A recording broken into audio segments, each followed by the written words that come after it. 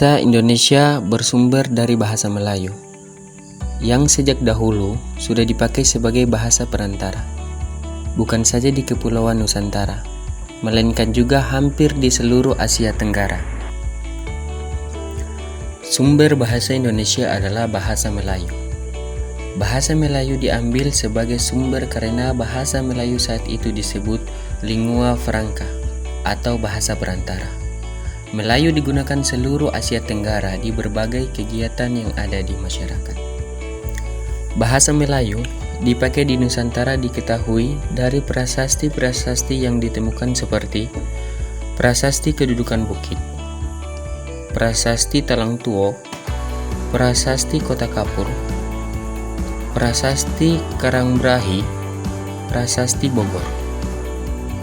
Mengapa bahasa Melayu diangkat menjadi bahasa Indonesia? Jawabannya adalah bahasa Melayu merupakan lingua franca. Sistem bahasa Melayu sederhana karena tidak mengenal tingkatan bahasa. Kerelaan suku-suku bangsa yang ada di Nusantara memakai bahasa Melayu menjadi bahasa Indonesia. Nah, bahasa Melayu mempunyai kesanggupan untuk dipakai sebagai bahasa kebudayaan. Peristiwa-peristiwa yang berkaitan dengan perkembangan bahasa di Indonesia pada tahun 1901 disusun ejaan pertama, yaitu ejaan Van Ophusen. Berikut fungsi bahasa Indonesia. Yang pertama adalah fungsi politik, yang kedua fungsi administrasi, dan yang ketiga fungsi pembangunan. Nah, kemudian bahasa Indonesia dijadikan sebagai bahasa nasional. Masuk ke poin pertama, bahasa Indonesia sebagai bahasa nasional mulai dikenal sejak 17 Agustus tahun 1945 ketika bangsa Indonesia menyatakan kemerdekaan dalam kedudukan sebagai bahasa nasional atau biasa disebut dengan bahasa Indonesia. Masuk ke poin kedua, berfungsi sebagai lambang kebanggaan nasional atau lambang kebangsaan.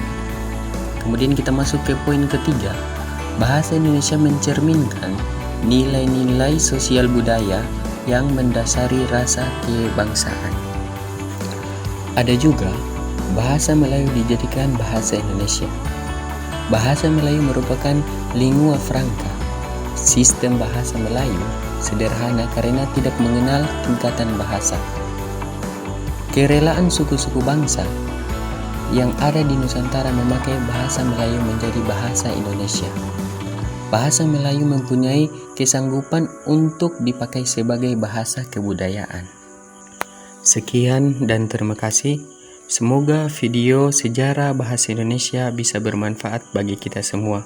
Wallahul musta'an. Assalamualaikum warahmatullahi wabarakatuh.